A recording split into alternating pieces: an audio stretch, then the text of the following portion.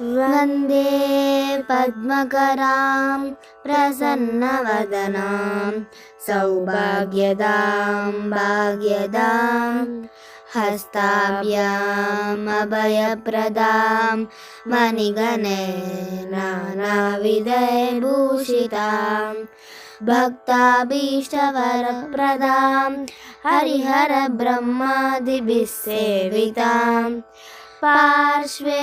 पङ्कजशङ्खपद्मनिधिभिः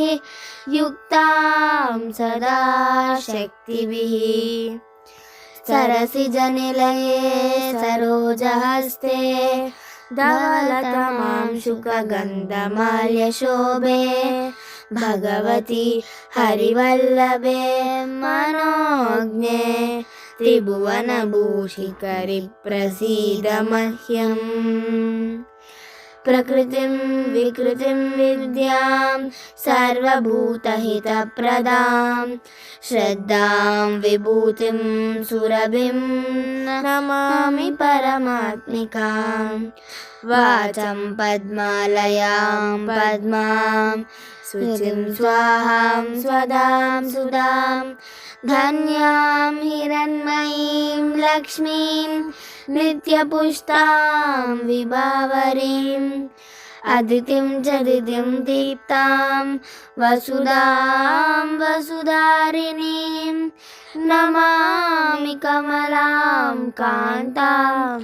कामाक्षीं क्रोधसम्भवाम् अनुग्रहपरां बुद्धिं अनगां हरिवल्लभाम् अशोकामृतां दीप्तां लोकशोकविनाशिनीं नमामि धर्मनिलयां करुणां लोकमातरं पद्मप्रियां पद्महस्तां पद्माक्षीं पद्मसुन्दरीं पद्मोद्भवां पद्ममुखीं पद्मनाभप्रियां रमां पद्ममालाधरां देवीं पद्मिनीं पद्मगन्धिनीं पुण्यगन्धां सुप्रसन्नां प्रसादाभिमुखीं रमां नमामि चन्द्रवदनां चन्द्रां चन्द्रसहोदरीं चतुर्भुजां चन्द्ररूपां इन्दिलां इन्दुशीतलाम् आह्लादजननीं सुष्टिं शिवां शिवकरीं सतीं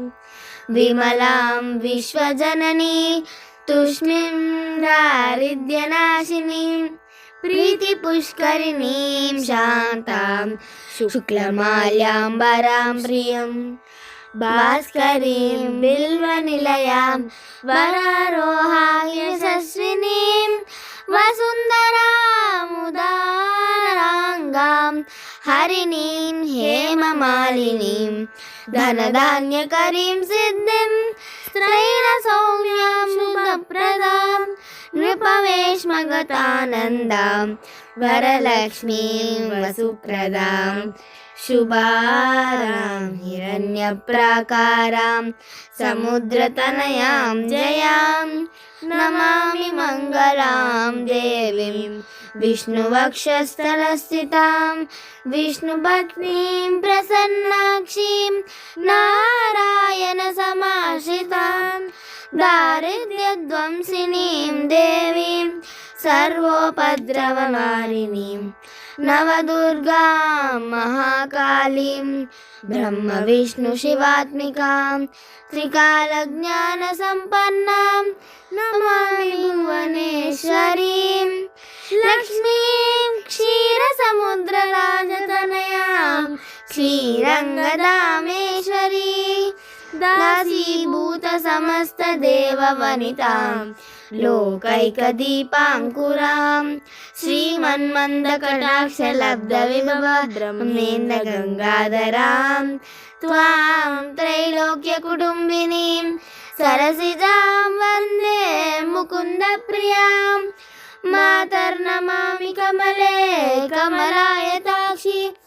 श्रीविष्णुकमलवासिनि विश्वमातः क्षीरो कमलकोमलगर्भगौरी लक्ष्मी प्रसीद सततं नमतां